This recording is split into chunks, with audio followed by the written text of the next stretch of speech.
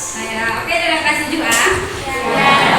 Oke, halo, selamat pagi semuanya. Halo, selamat pagi semuanya. Ya, kalau ibu tanya apa kabarnya hari ini?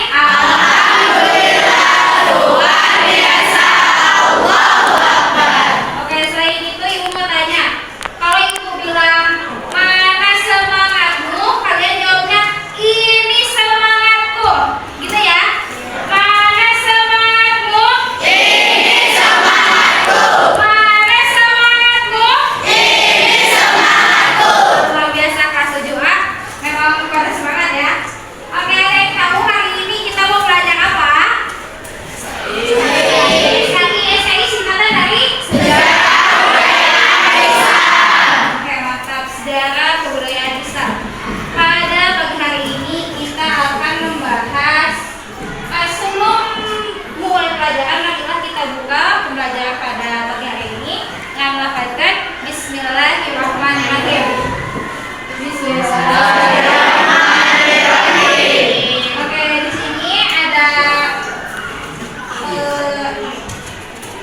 untuk menunjang pembelajaran hari ini dikarenakan belum ada KKS, jadi ibu ada membuat sedikit ringkasan. Nah, jadi pada hari ini kita akan membahas tentang Nabi Muhammad SAW sebagai rahmat seluruh semesta alam. Nah, oke. Nabi Muhammad itu nabi apa? Nabi yang terakhir. Kita lihat, Nabi Muhammad itu nama ibunya siapa? Nah, sebelum Nabi Muhammad lahir, ada permisi. Jadi kota Arab itu pernah mengalami kondisi di mana belum mengenal Islam. Udah mengenal Islam tapi dikenalkannya itu bukan sama Nabi Muhammad, sama Nabi Ibrahim dan anaknya. Siapa nama anaknya? Ismail. Nah, di sini kondisi masyarakat Arab Islam itu ada 4. Yang pertama, ada kepercayaan masyarakatnya, yaitu agama yang dipercayanya. Kalau kita kan percayanya pada agama Islam. Kalau misalkan Arab sebelum Islam itu percayanya ibadah terhadap berhala. Nah, terus kedua ada kondisi sosial masyarakatnya. Nah, yang ketiga kondisi ekonomi. Kondisi ekonomi itu kayak gini kan, kalau misalkan kebanyakan dari kita itu orang tuanya jualan, terus ada yang kerja kantoran, kayak gitu-gitu. Nah, nanti kita akan bahas ekonomi Arab Islam itu seperti apa. Nah, yang terakhir ada kondisi politik masyarakat Arab Islam. Oke, bisa dilanjut buat pembahasan yang pertama? Bisa. Oke, yang pertama kepercayaan Arab Islam. Jadi pada sebagaimana yang kita tahu, kalau misalkan yang membangun Ka'bah itu adalah Nabi Ibrahim dan anaknya juga Nabi Ismail. Jadi setelah meninggalnya Nabi Ibrahim dan Nabi Ismail, ternyata bangsa Arab itu kembali mempercayai beribadah pada berhala. Itu beribadah pada berhala itu atas hasutan dari pembesar suku Huja'ah yang bernama Amir bin Lu'ay. Nah, jadi gini, kalau dulu kan Nabi Ibrahim sama Nabi Ismail itu membangun Ka'bah. Nah, selain itu Nabi Ibrahim juga ada lambang Ibrahim ya, sama kalau kejadian Nabi Ismail apa?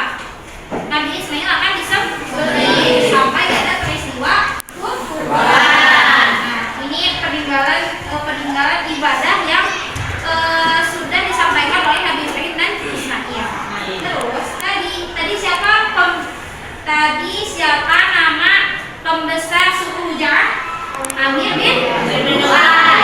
Amir bin Lu'ay itu mengetahui kalau misalkan bangsa Arab itu sudah kurang mempercayai lagi Islam. Jadi Amir bin Wa'il itu menghasut para seluruh bangsa Arab untuk mempercayai beribadah pada berhala, sampai-sampai ini kalau misalkan ilustrasinya ya, di sini tuh Ka'bah, ini tuh Ka'bah, di sini tuh ada berhala-berhala banyak sampai 180 sampai 360 berhala di sekitar Ka'bah. Kenapa disimpan di sekitar Ka'bah? Karena supaya bangsa Arab itu beribadah pada berhala, bukan beribadah pada Ka'bah. Bisa dipahami? Bisa. Ada yang mau bertanya? Tidak. Tidak? Oke, kalau misalkan tidak ada yang mau bertanya, ibu mau tanya deh. Tadi siapa? Dika ibu mau tanya. Tadi siapa nama pembesar suku Hujairah? Ada yang bisa jawab? Siapa? Amin. Pertanyaan yang kedua, ini mau tanya nih, apa saja peninggalan yang ditinggalkan oleh Nabi Ibrahim dan Nabi Ismail? Ada 3 yang pertama, membangun dua makam Ibrahim, 3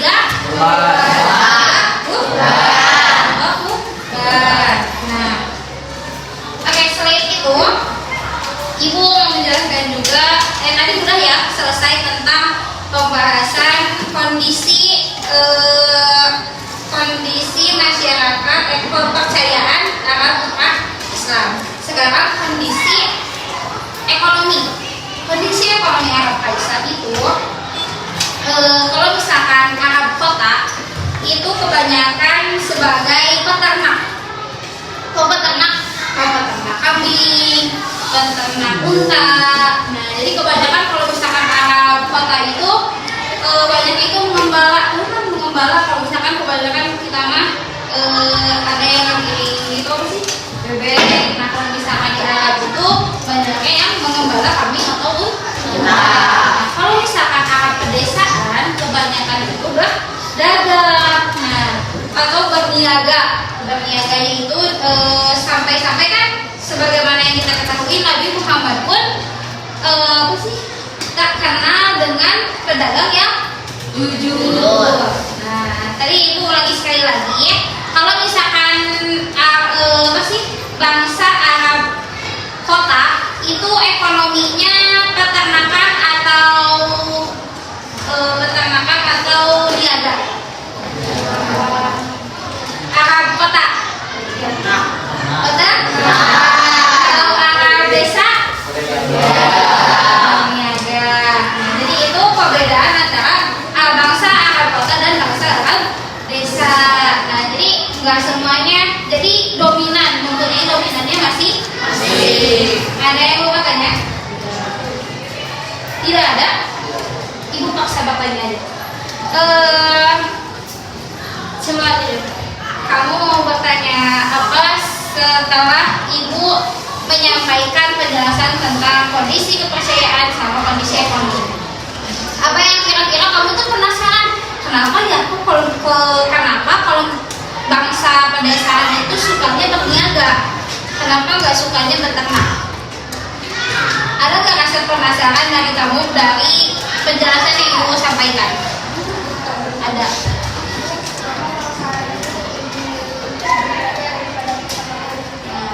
Kenapa bangsa desa itu lebih memilih berniaga dibandingkan peternakan? Nah, karena kalau misalkan bangsa pedesaan itu lebih royal kehidupannya, royal tapi kehidupannya itu pola kehidupan sehat. Nah, tapi selain karena suka pola kehidupan yang sehat, nah jadi bangsa perkotaan Arab kota itu lebih memilih beternak dibandingkan berniaga. Bisa dipahami? Nah, oke, kayak itu. Bentar lagi akan istirahat. Sebelum istirahat dan berakhirnya pembelajaran pada pagi hari ini, aku akan melakukan penguatan.